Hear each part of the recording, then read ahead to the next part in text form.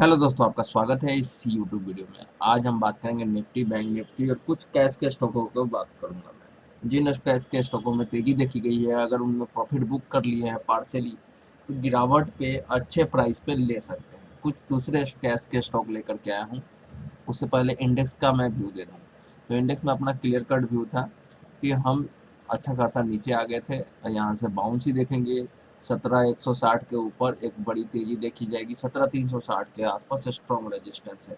और जिस तरीके से रेजिस्टेंस के ऊपर क्लोजिंग हुआ होगा, तो बहुत सारे ट्रेडर, जैसे हमने इंडेक्स में क्लियर कट बोला था कि बस 1 से 2 दिन का मूवमेंट को प्ले कीजिए, रेजिस्टेंस पे बेच दीजिए।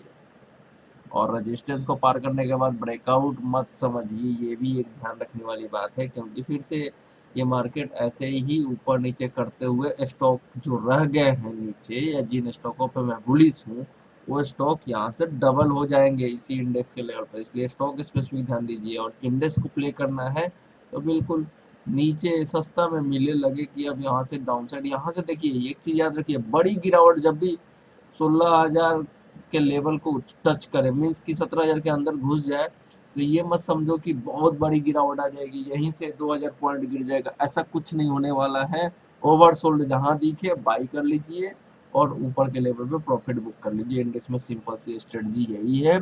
ये स्ट्रेटजी एक ऑब्वियस हो जाएगा, मतलब आसान हो जाएगा। उसके बाद निफ्टी आप प्रॉफिट बुक कर लोगे, आपको शॉर्ट भी कराने लगेगा रेजिस्टेंस के लेवल को देख करके। और एक दिन ऐसा होगा, भूचाल आ जाएगा, मतलब 1,000 पॉइंट की तेजी 2-3 दिन के अंदर में आ जाएगी। तो मार्केट अभी आदत लगा रहा है, एक रेंज बाउंड ट्रेडिंग की आदत लगा रहा है। और वो आदत, किसी भी एक ही टाइप के ट्रेड को आदत लगाना भी सही नहीं होता है। इस चीज को भी ध्यान रखते हुए बिल्कुल ओवरसोल्ड टेरिटरी में बाई कीजिए और प्रॉफिट बुक कर लीजिए पार्सली। और आपको बहुत बड़ी तेजी खेलना है तो मई के लिए पैसा कमा के बैठिए, जिससे कि स्टॉप लॉस भी ट्रिगर होगा। अगर हमारा स्टडी खराब भी होता है तो आपका लॉस ना हो। इस चीज़ को जरूर ध्यान रखते हुए रखिए।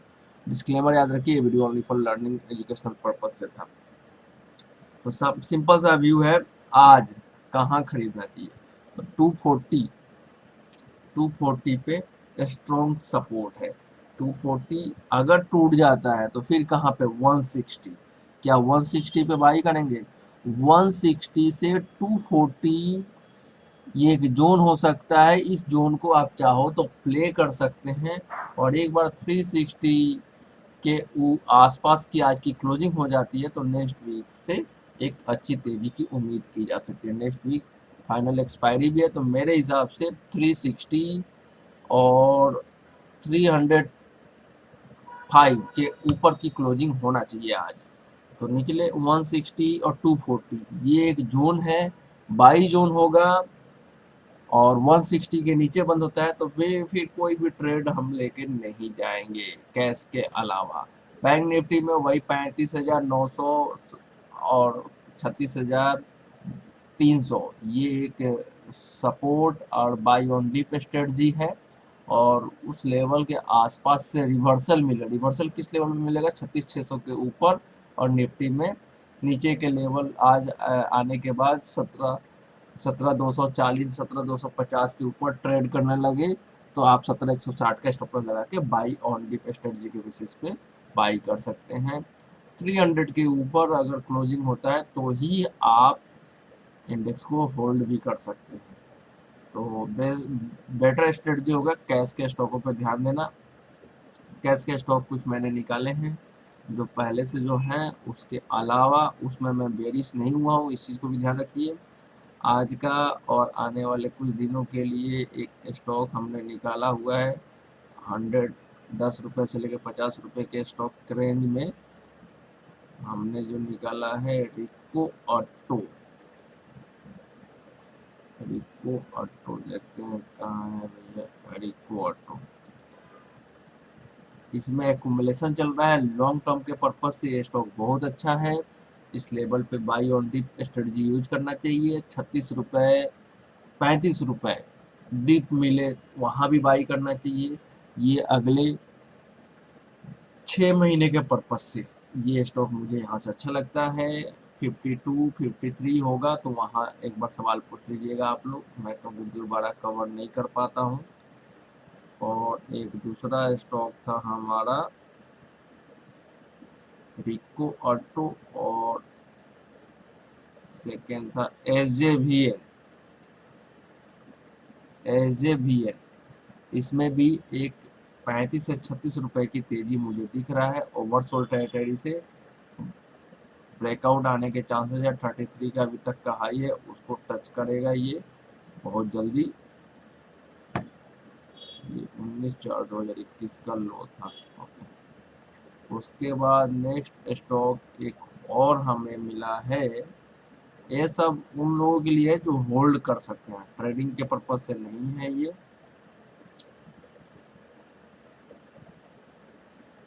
गुजरात सिद्धि सीमेंट। गुजरात सिद्धि सीमेंट में इसमें टारगेट 52 रुपीज का है, शॉर्ट टर्म में देखने को मिलेगा। 62 रुपीज का है। 3 स्टॉक कैश के हो गए। और एक था पीएसयू बैंकिंग 20। अगर कोई पीएसयू में इन्वेस्ट करना चाहता है तो इंडेक्स फंड बाई कर सकता है पीएसयू बैंक 20।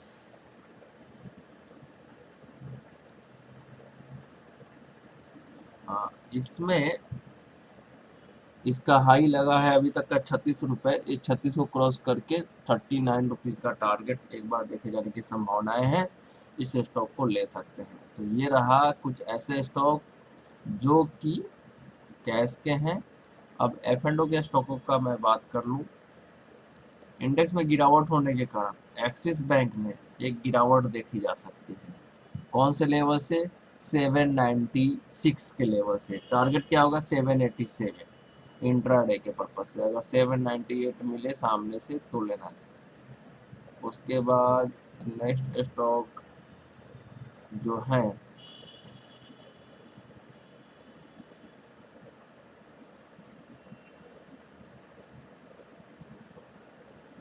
रेमको सीमेंट।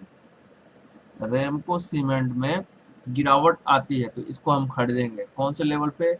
783 से लेके 790 के जोन में बाई करेंगे। 770 का स्टॉप लॉस होगा। टारगेट होगा 840 से 850 का नेक्स्ट वीक तक का।